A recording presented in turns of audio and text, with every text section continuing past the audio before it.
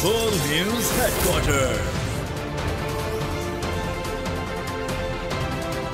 अस्सलामुअलैकुम। बोल news headquarters में खुश आमदीद। मैं हूँ आपके साथ वरीशा जुल्फ़िकार। मैं हूँ सैयद रजी और मैं हूँ सहर फातिमा। हेडलाइंस आपने जानी। बुलेटिन में आज बात होगी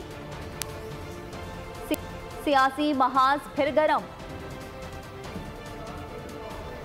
चीफ जस्टिस आबदीदा, लाहौरी फैसलाबादी आमने सामने। बुलेटिन का आगाज करेंगे। नवाज शरीफ की मरियम नवाज के साथ लंदन से वापस वतन पहुंचने की तजवीज़। मरियम नवाज ने रवा माह दौरे लंदन का प्लान बना लिया। नवाज शरीफ को उनके इस्तकबालिया प्लान के हवाले से ब्रीफिंग देंगी। साबिक वज़ीर आज़म शहबाज शरीफ का भी 18 सितंबर को पाकिस्तान आने का फैसला। सीनियर रहनुमाओं का अहम इजलास भी बुला लिया।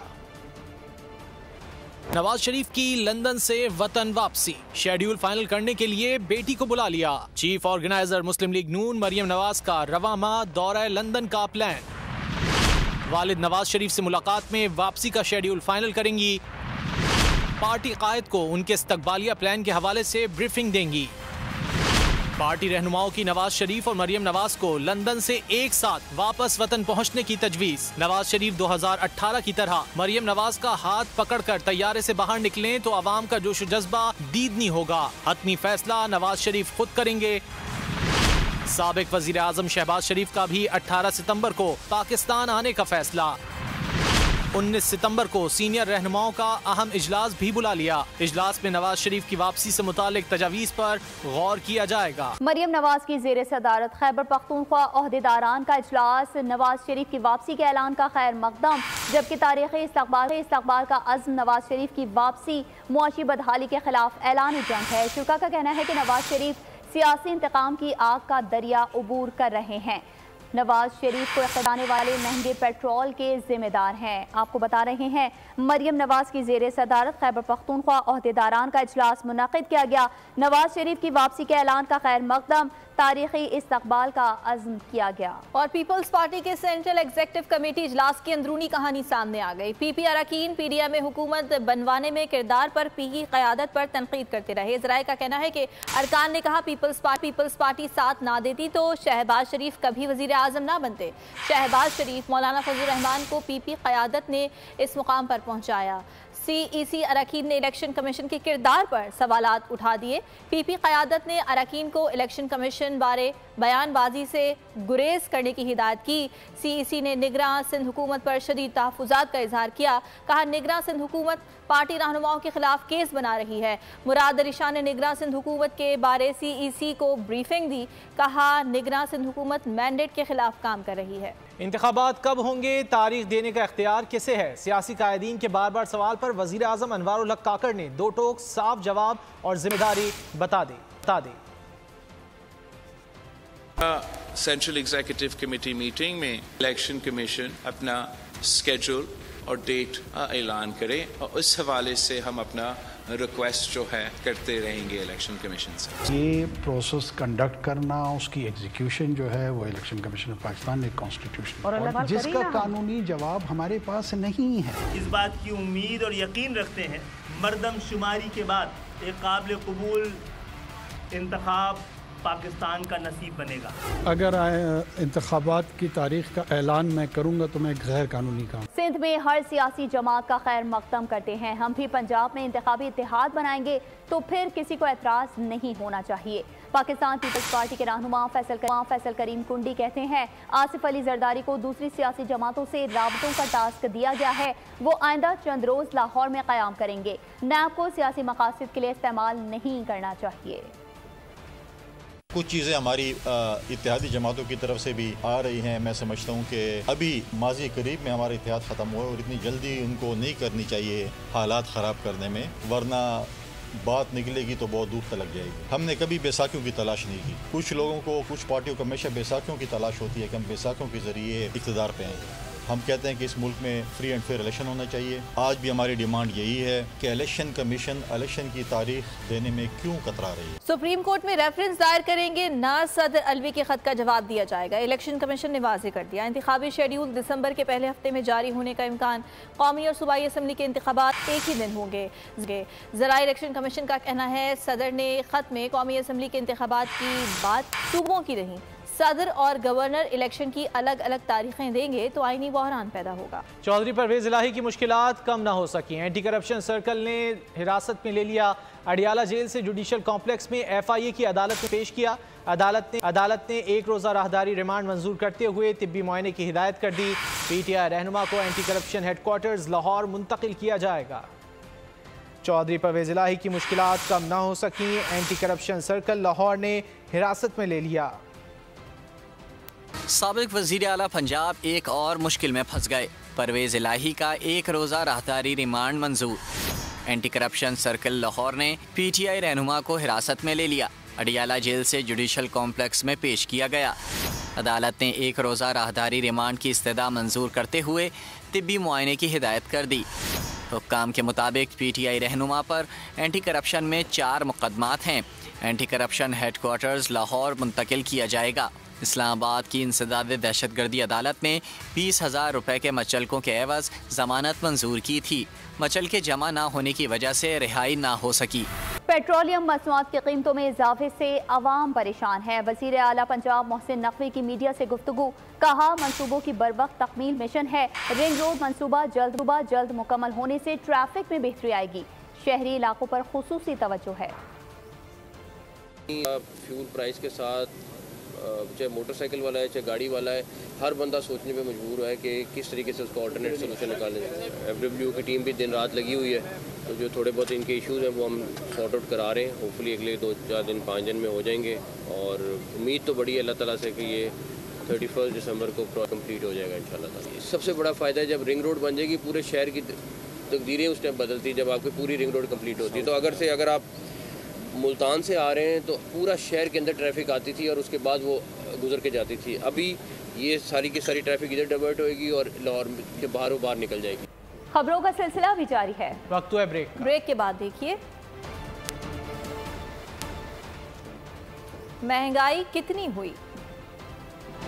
अहम खबर शामिल करेंगे। मरियम नवाज की ज़ेर सदारत खैबर पख्तूनख्वा ओहदेदारान का इजलास। नवाज शरीफ को माइनस करने वाले खुद माइनस हो चुके हैं। मरियम नवाज की जानिब से कहा गया, तफसीलात जान लेते हैं। बोल नुमाइंदे फाहद चौधरी से। फाहद, आगाह कीजिए।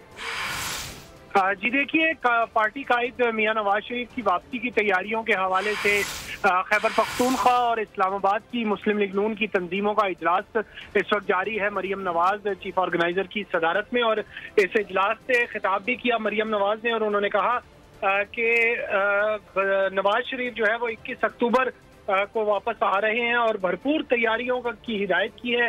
मरियम नवाज ने अपने कारकुनों को, पार्टी अहदेदारों को जो खैबर पख्तूनख्वा और इस्लामाबाद से जिनका ताल्लुक है, और साथ ही उन्होंने कहा कि नवाज शरीफ वापस नहीं आ रहे बल्कि पाकिस्तान की खुशहाली का दौर वापस आ रहा है और नवाज शरीफ को माइनस करने वाले खुद माइनस हो चुके हैं।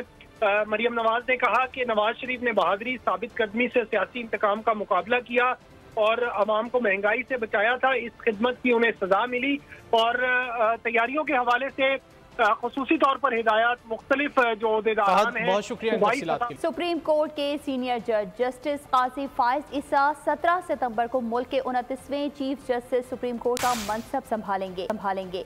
नामजद चीफ जस्टिस काजी फायज ईसा फौजी अदालतों, हुदैबिया पेपर्स मिल, फैसलाबाद धरना और कई दीगर केसेस के फैसलों के हवाले से जाने जाते हैं। मजीद रिपोर्ट कर रहे हैं नुमाइंदा बोल इमरान वसीम।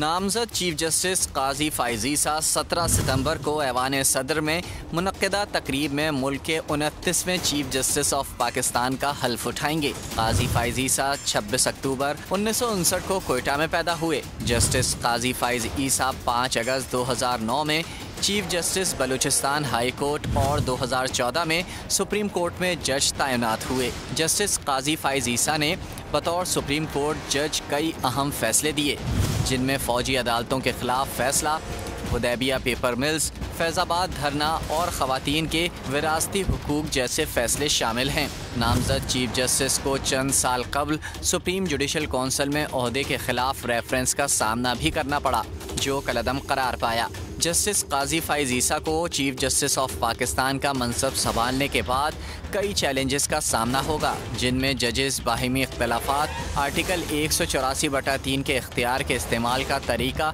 और बेंच की तश्कील शामिल हैं। इमरान वसीम, बोल न्यूज़, इस्लामाबाद।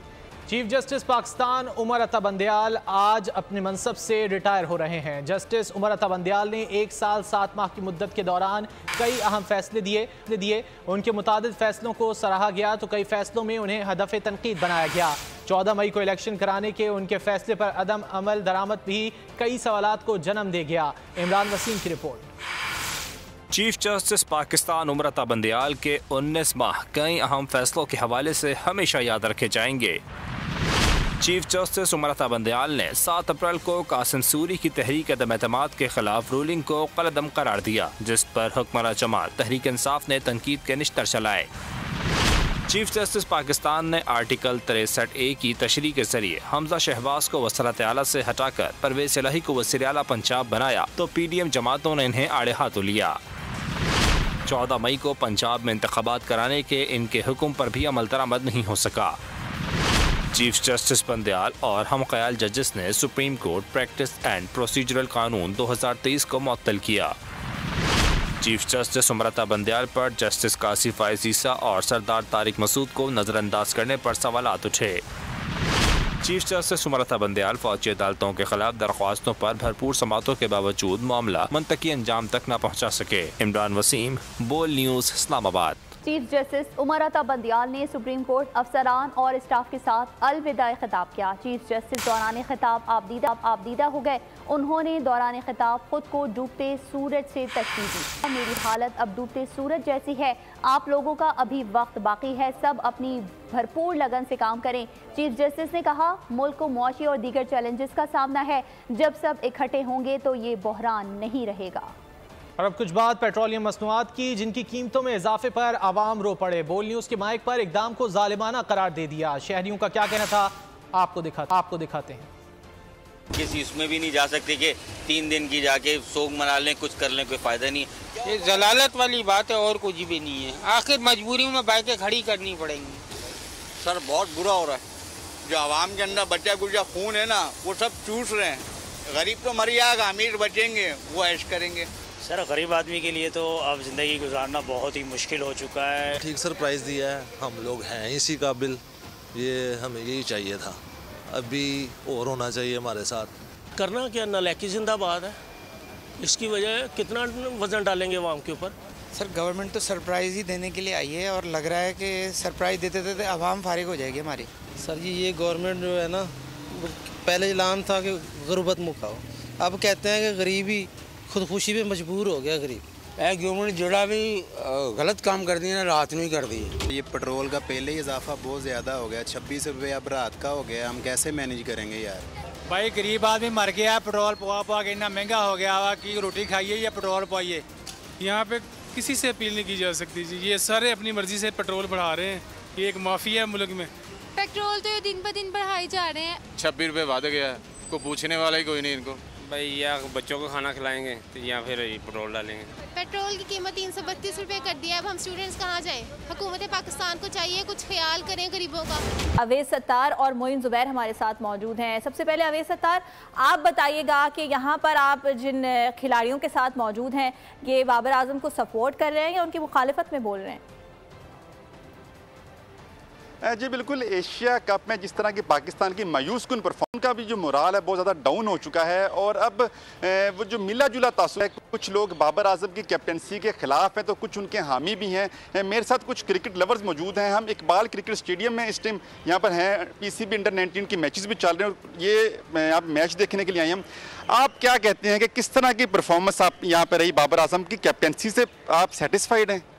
जी वो बहुत अच्छे कप्तान हैं, ठीक है। हार्ड लग हो जाती है, एक आधे मैच में हम जज नहीं कर सकते, ठीक है। वो दुनिया के नंबर 1 बैट्समैन है, तो वो मैच उस दिन हम सही मायने में हारे हैं फील्डिंग की वजह से, ठीक हो गया।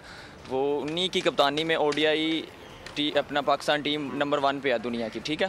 तो ये नहीं है कि एक आधे मैच में हम कह दें कि ये कप्तान नहीं अच्छा या फलां, माशाल्लाह बहुत अच्छे इंसान भी हैं, दुनिया के नंबर 1 बैट्समैन है। ये तो जी बाबर आजम के हक में थे, कहते हैं बड़े अच्छे वो बैट्समैन हैं, बड़े अच्छे कैप्टन हैं। एक और हमारे साथ मौजूद हैं शहरी, उनसे बात करते हैं। आप क्या समझते हैं कि जिस तरह की कैप्टनसी रही पूरे एशिया कप में, क्या ठीक था सिस्टम बाबर आजम का कि सेटिस्फाइड नहीं है आप?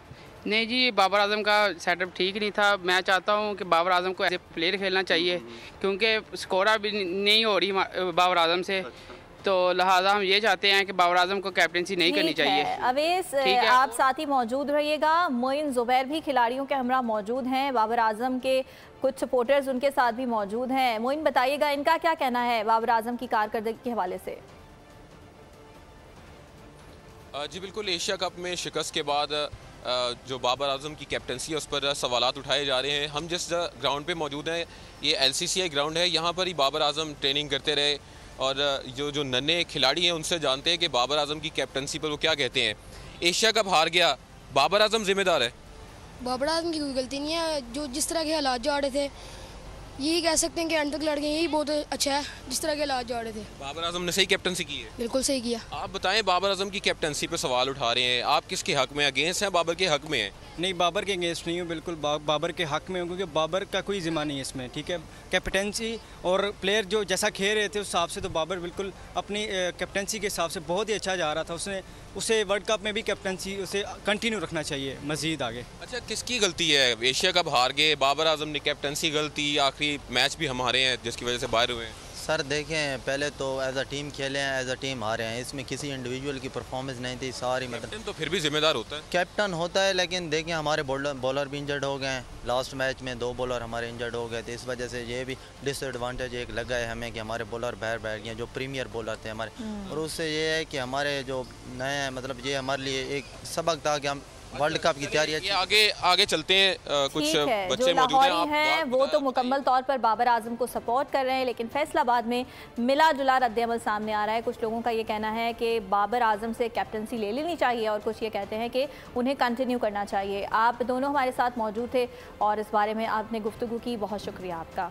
यहाँ आपको बताएंगे, तुर्किया का दारुल हुकूमत दुनिया भर से आए हुए सयाहों की निगाहों का मरकज रहा है। इस्तांबुल में वो कौन सी जगह है जहां रोजाना 10 लाख से ज्यादा अफराद विजिट करते हैं, रिपोर्ट कर रहे हैं नुमाइंदा बोल न्यूज़ सगीर रामे।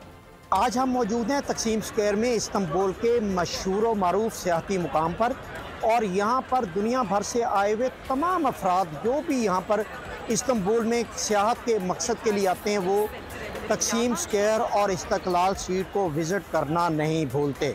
तुर्की का तकसीम स्क्वायर सयाहों की दिलचस्पी का मरकज बन गया। इस्तांबुल की खूबसूरती रोजाना 10 लाख अफराद को खींच लाती है। दिन हो या रात खचाखच सयाहों के रश से रौनकें लगी रहती हैं। 1.5 किलोमीटर पर मुहित इस्तकलाल स्ट्रीट में तफरी के लिए दुनिया की हर आसाइश मौजूद है। शॉपिंग के बाद भूख मिटानी हो या थकावट भगानी हो, खाने चाय पीने समेत तमाम सहूलतों का खुसूसी इंतज़ाम है।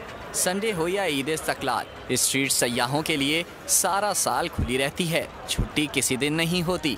रोजाना की बुनियाद पर 1 मिलियन से ज़ायद अफराद विजिट करते हैं और दुनिया भर के आए हुए सियाहों की निगाहों का मरकज है। कैमरामैन असद के साथ सगीर रामे, बोल न्यूज़ इस्तांबुल। बोल न्यूज़ हेडक्वार्टर से फिलहाल इतना ही। ब्रेक के बाद हाजिर होंगे न्यूज़ हेडलाइंस के साथ। मजीद खबरों और अपडेट्स के लिए विजिट कीजिए हमारी वेबसाइट bolnews.com। देखते रहिए बोल न्यूज़। बोल न्यूज़ हेडक्वार्टर।